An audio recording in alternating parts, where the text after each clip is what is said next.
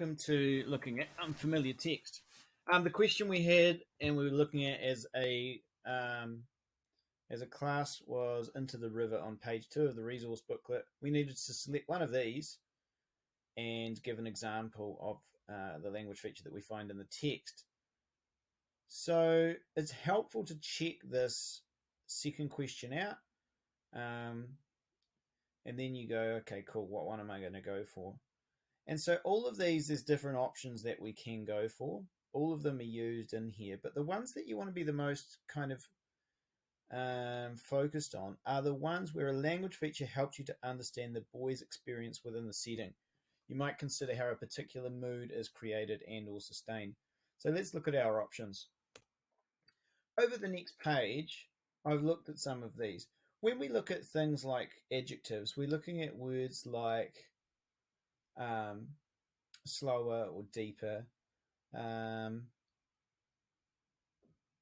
adjectives are used. Now those are kind of, they add to your writing. An adjective adds to your writing, but it's not exactly the big guns of language features. And so we would normally look for things that are bigger than that. So some of the language features that we notice: the bank reared up high and the stream snaked in a series of deep pools. My argument is that these are metaphor. These are comparing the bank rearing up like a horse would rear up and a stream snaking as if it's some type of reptile or snake. The bootlaces being referred to here, this is metaphor. By the way, this is also a minor sentence. A minor sentence is a sentence which has no verb in it. No bootlaces here, no verbs in it. This down here, they slithered eel-like close to the water. That's a simile. And then here, the ground was cut up and there was no way to stop the stinking mud clinging to them. The ground was cut up is a metaphor. It wasn't really cut up with scissors or knives, but it's saying it was cut up with hooves. So it's a metaphoric use of that term. In some places, their fists sank deep into the hissing mud. Hissing mud. That's personification. And sorry, the stinking mud clinging to them is personification as well. Tired and foul with mud is a minor sentence. The last 10 feet yawned before him, personification. The murmur of the water, these are personifications.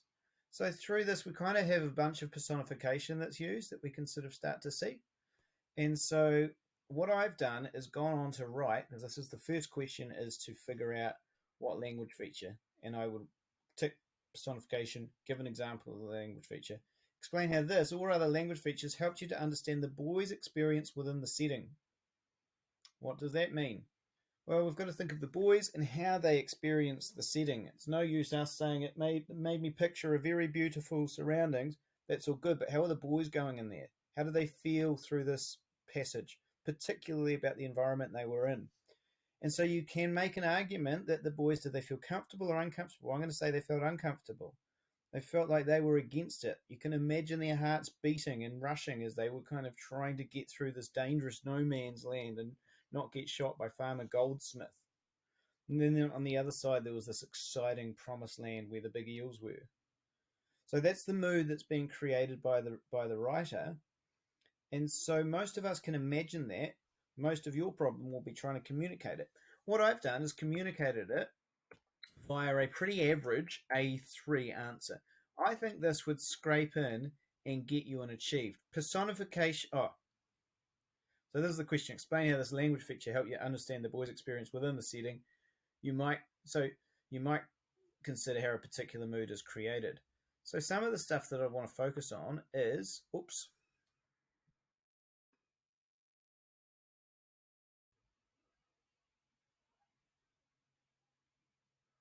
I was hoping for a highlighter, but I can't find a highlighter.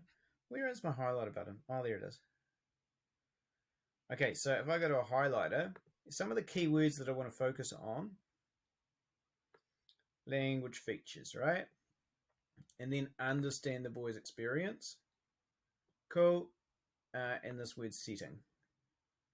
This next bit, you might consider how a particular mood is created and or sustained, is a big, fat hint. Okay? That's where the good stuff is. But basically, a very basic A3 answer is just trying to tell them a language feature and how it helped you understand the boy's experience. What was the boy's experience? Do you understand it? Yeah, I understand that the boys were packing themselves, they were scared, and the language feature of personification helped me to understand that they were a bit scared, maybe. Personification is used throughout this excerpt. Excerpt is a fancy word for saying piece of writing to help me understand the boys' experience within the setting. One example of personification is their fists sank deep into the hissing mud. This makes it sound like the mud is angry with the boys for being there. This added to the scary feeling that the text had. This helped me see that the characters faced a setting that was difficult. Now, I reckon that would scrape through into an achieved mark. Okay? It's not impressive, but it is basic. And for those of you who are sort of going, man, I really want to just make sure I know how to do enough to get achieved, this is it. Because the next answer is my excellence mark. And for some of you guys, it will freak you out of your socks a bit. So here it is. Personification is used throughout this excerpt to help me understand the boys' experience within the setting and helps to create tension as the boys struggle through a hostile surrounding. One example of personification is their fist sank deep into the hissing mud. The verb hissing is onomatopoeic. It is the sound that an angry person or animal makes and has strong negative connotations. Negative connotations suggesting an environment that is hostile towards the boys. The boys' experience of this hostile environment is further developed with another use of personification. There was no way to stop the stinking mud from clinging to them. Again, the word clinging describes the mud holding desperately to the boys and emphasizes that the boys are in a struggle with their surroundings. These uses of personification show clever use of sensory language to ensure that the readers empathize with the characters in their experience of struggling against a hostile environment. Ba-jing jing, right? It's a really good answer, I think, and one that you should be able to see clearly through. So hopefully you can see how by building up your ideas here, we get to excellence. One of the key things to understand is I don't just say personification. What am I going to do down here? I'm just going to do this. I want to just cross that out. That shouldn't be there. Everything in yellow then is good stuff. Okay, so I've gone to personification. And then I've said that hissing is onomatopoeic. I've also named it as a verb. Hey, what's happened? I've also named it as a verb. Oh, get off. I've also named it as a verb. Personification mentioned again. And then I'm using sensory language. Sweet. So what I've done is actually used 1, 2, 3, 4 uses of language features to sort of really major on personification, okay? So I hope that helps you understand how you can develop language features to show that you're not just a one-trick pony, but that you've got a few tricks up your sleeve. Okay. In addition, note how I've basically broken down the language feature.